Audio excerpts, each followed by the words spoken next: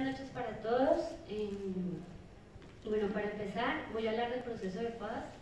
Quiero recordar que Colombia ha atravesado por varios procesos de paz. 2 de ellos han sido fallidos, otros 2 de ellos han sido saboteados y truncados por el gobierno de turno. Y el último proceso de paz, que se desarrolló hace 4 años en La Habana, fue firmado el año pasado, exactamente en noviembre. Bueno, este acuerdo de paz fue firmado en Colombia, en Bogotá, en el Teatro Colón, entre el gobierno colombiano y las FAREP. A un año de esta firma, en este año de firma se ha presentado una serie de dificultades, una serie de incumplimientos a la implementación del acuerdo de paz por parte del gobierno colombiano. Quiero destacar que dentro del acuerdo hay un punto muy neurálgico, un punto importante, era uno de los puntos más nodales en todo el proceso, que era el de las víctimas, ¿sí? Dentro de este punto se acordó en La Habana la creación de un sistema de verdad, de justicia, de reparación y de garantías de no repetición.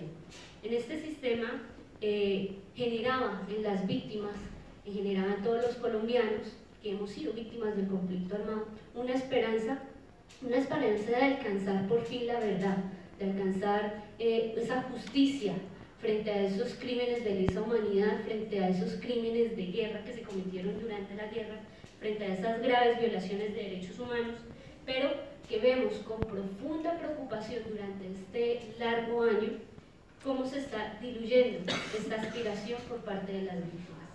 Ahora bien, se firmó el acuerdo el año pasado, sí, efectivamente, pero los 3 poderes públicos del Estado, que es la rama judicial, la ejecutiva y la legislativa, ¿sí?, han modificado el acuerdo a través de actos y leyes legislativas que han generado circunstancias de impunidad y que son inadmisibles al día de hoy y responden a intereses políticos, económicos y militares. Ahora, el primero de ellos que responde entre esos actos legislativos es el que se dio precisamente el día de la firma del acuerdo, el 24 de noviembre, cuando el presidente Santos, minutos antes de firmar, publica un fe de rata en la que elimina la página 164 del texto acordado y la referencia al artículo 28 del Estatuto de Roma, que se refiere a la responsabilidad de los mandos, de la cadena de mandos militares en caso de agentes de la fuerza pública. Ahora bien, prolongadamente, el Congreso de la República, que está compuesta entre Senado y Cámara, aprobó una reforma constitucional, que es el acto legislativo número 1 del 2017, ¿en qué consiste este acto legislativo? En la creación del sistema de verdad, justicia, reparación, garantías de no repetición y en la Jurisdicción Especial para la Paz, la JEP. Entonces, ¿en qué consistía esta aprobación? El impedir el juzgamiento efectivo de la cadena de mando. Seguidamente, el pasado 15 de noviembre, que no fue hace mucho, hace 15 días, la Corte Constitucional declara exequibilidad del acto legislativo primero, del que les acabo de mencionar, que nos parece muy bien que se apruebe este sistema de verdad, justicia y reparación, pero le quita muchas garantías. Sin embargo, genera algunos cambios estructurales, algunos artículos de la JEP, y que genera consecuencias adversarias frente al acuerdo de paz. Uno de esos cambios estructurales que genera es que la decisión de la Corte Constitucional desnaturalizó lo acordado en materia de justicia, es decir, que la JEP fue concebida para investigar, juzgar y sancionar como instancia de cierre todos los responsables y todas las conductas cometidas por causa, con ocasión y en relación con el conflicto armado. Ahora, un segundo punto es que desconoció la evidente participación de los terceros civiles en la comisión directa a graves violaciones a los derechos humanos o en el financiamiento o colaboración con grupos armados, entre esas entran las empresas transnacionales, así como la participación en dichas violaciones de agentes del Estado no armados como alcaldes, gobernadores, procuradores, registradores, funcionarios de organismos de seguridad, entre otros. Un tercer punto en esta declaración genera impunidad y vulnera el derecho de las víctimas a la verdad, la justicia y la reparación integral. También en qué sentido vulnera y no les garantiza a las víctimas. A ver, esta justicia, según como lo declara la Corte Constitucional, al parecer solamente condena a los miembros de las FARC, a los excombatientes de las FARC. Es decir, saca de la cadena de mando, saca a los terceros financiadores, saca a todos, excluye a todos los agentes del Estado y al parecer realmente la verdad de las víctimas quedan a medias y la responsabilidad queda muy parcializada. Un cuarto punto es que demuestra la falta de voluntad del Estado para investigar violaciones a los derechos humanos que adquieren la connotación de crímenes de lesa humanidad y crímenes de guerra, especialmente cuando vinculan a agentes del Estado, militares y civiles, empresarios, terceros, tanto en el marco del conflicto armado como en el hecho propio de la violencia sociopolítica. Desafortunadamente, en estas declaraciones vemos que está limitando el verdadero desarrollo de la agenda, prolongando la impunidad, la cual ha venido imperando por casi todas las institucionalidades en el país. Nosotros consideramos desde varias organizaciones sociales, defensoras de derechos humanos y desde los mismos colectivos de abogados que algunos se han pronunciado y hemos sacado comunicado, hemos dicho que es inaceptable este sometimiento de la justicia en donde se haga voluntaria para las personas y para las empresas responsables de la financiación de estos grupos armados. Es decir, dentro de esta declaración, aparte de que les dice a ellos que son voluntarios de decidir, de aceptar, de estar dentro de la jurisdicción especial para la paz o no. O sea, tienen la voluntad de sí, de acuerdo a sus beneficios. Entonces, existe un déficit, consideramos que existe un déficit de justicia desproporcionada en relación con estos delitos que limitaría la posibilidad que se conozca la Jurisdicción Especial para la Paz. Implicaría continuar con el mismo ciclo de impunidad que históricamente ha impedido que se logre una paz estable y duradera. Señalamos la decisión de la Corte Constitucional que conduce a un incumplimiento de las obligaciones internacionales del Estado colombiano de investigar, juzgar y sancionar a los responsables de los crímenes más graves relacionados con el conflicto colombiano. Rechazamos la ley estatutaria reglamentada, reglamentando la ley de la Jurisdicción Especial para la Paz, que además nace del Senado, en donde manifiesta su intención de hacer trizas el propio acuerdo de paz. Además, también estigmatizan a los defensores de derechos humanos a impedirlos a ser magistrados de esta jurisdicción especial. Así que no se les posibilita que sean magistrados en estos espacios. Entonces, para terminar frente a este tema de cómo va el proceso, con esta serie de dificultades, con incumplimientos, más incumplimientos por parte del gobierno colombiano, más cumplimientos por las mismas FARC, después de todo el avance que ha habido por la otra parte, por la insurgencia, es que se desmovilizaron, o sea, hubo un desarme, no desmovilizar, no me gusta el término, sino que hubo un desarme por parte de ellos y se reincorporaron a la vida civil y que conformaron ahorita el 1 de septiembre un nuevo partido político, lo que les va a permitir participar el próximo año en las elecciones del 2018.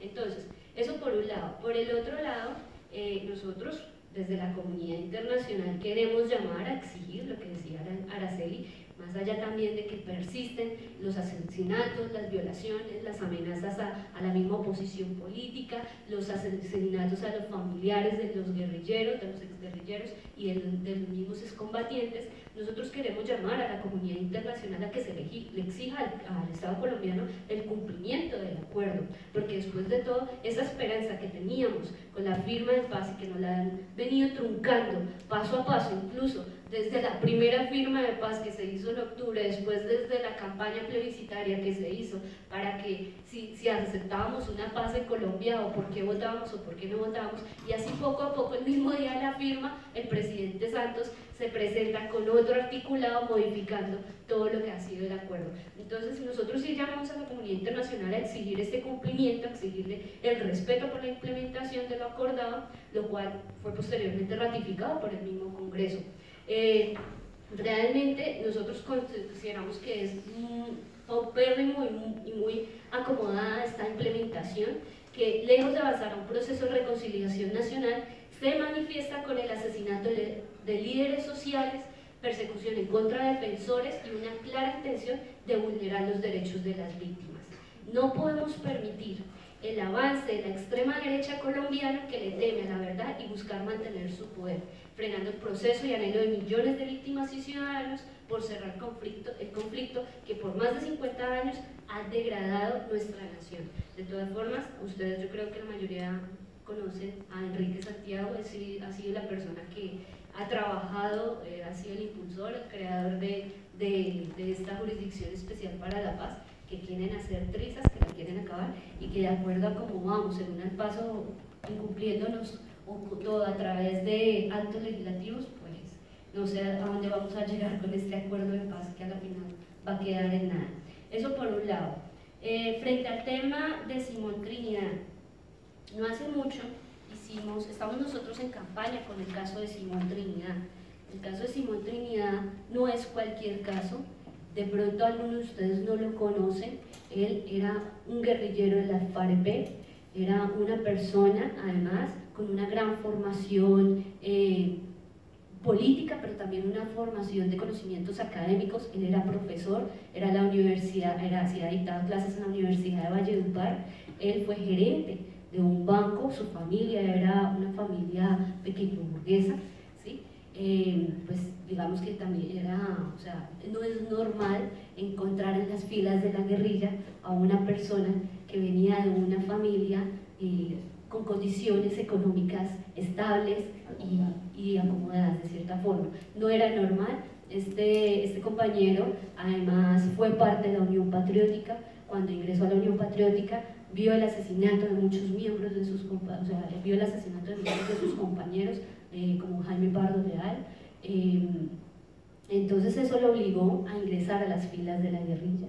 Él allí, además, ingresó alrededor de los 41 años, 30 y punta, es prohibido en la guerrilla ingresar a esa edad. Eso se hizo, fue una excepción con él. Él ahí recibió cargos de formación política, él ahí tenía también cargos de negociador. Él estuvo en las negociaciones del acuerdo de San Vicente del Caguán en 1998 y ayudó bastante con esos acuerdos de paz. Efectivamente, con Simón Trinidad, nosotros tenemos el caso de él. En el sentido es un poco duro con el caso de él, porque desde el 2004 efectivamente está en Estados Unidos. Fue una extradición ilegal. Él lo detuvieron en Ecuador cuando se iba a reunir con un miembro, con un funcionario de Naciones Unidas. De ahí lo trasladaron a Colombia y en Colombia lo extraditaron, ¿sí? Entonces era algo ilegal, sin que los Estados Unidos lo estuviera solicitando. Entonces allí él está pasando por una situación de encarcelamiento, está condenado a 60 años.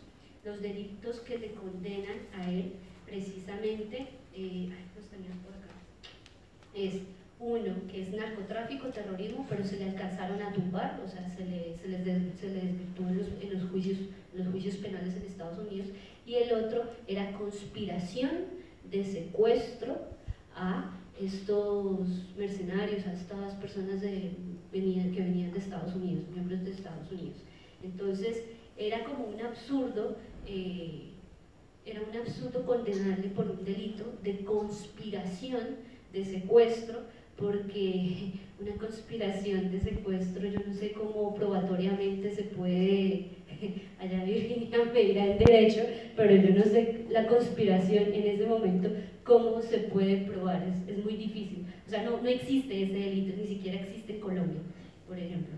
Entonces, este compañero está en una situación, en condiciones aisladas en Estados Unidos. Mientras estuvo el gobierno de Obama, según él comenta y según algunos abogados que lo han ido a visitar, recibía al menos una comida, podría recibir dinero, el dinero no se necesitó libros, tenía ciertas condiciones. Ahorita con el gobierno de Trump todo se lo han impedido, todo, hasta la comida, o sea, las condiciones son netamente aisladas. Entonces, nosotros estamos haciendo una campaña en solidaridad con Simón Trinidad. ¿Con qué objeto? Para presionar al gobierno de Estados Unidos, ¿sí? La idea nace, obviamente, desde Colombia. Hay una campaña muy grande allí en Colombia, es impulsada por el nuevo partido político, por la FARC, y ahí estamos sumados varias organizaciones políticas, la hemos impulsado a nivel internacional. Entre esta campaña en Simón Trinidad, el objeto es reunir, creo que 1.100, no sé cuántas firmas más o menos, no sé, pero varias firmas para enviar a Estados Unidos, al gobierno, y para poder pedir que este compañero entre dentro de esta jurisdicción especial para la paz. Otro de los incumplimientos del gobierno colombiano es la ley de amnistía. No han salido todos los presos políticos aún, entonces se está reclamando en que salgan todos los más de 9.500 presos políticos que tenemos en las cárceles colombianas. Entonces, pues más o menos esta situación con Simón Trinidad, un tema de solidaridad, pero más que todo un tema de sensibilidad y de humanidad por la situación que está pasando mi compañero allá. Él no estaba enterado de estos acuerdos de paz. Ha sido el tal punto que se enteró apenas el año pasado de que había un proceso de paz. Y el proceso de paz se inició en el 2011. Entonces se alegró mucho. Dentro del acuerdo de paz se está solicitando que él esté presente, pero no ha sido posible. No ha sido posible llevarlo a Colombia. Se exige la repatriación de Simón Trinidad y la libertad de él también. Eso es el tema de ese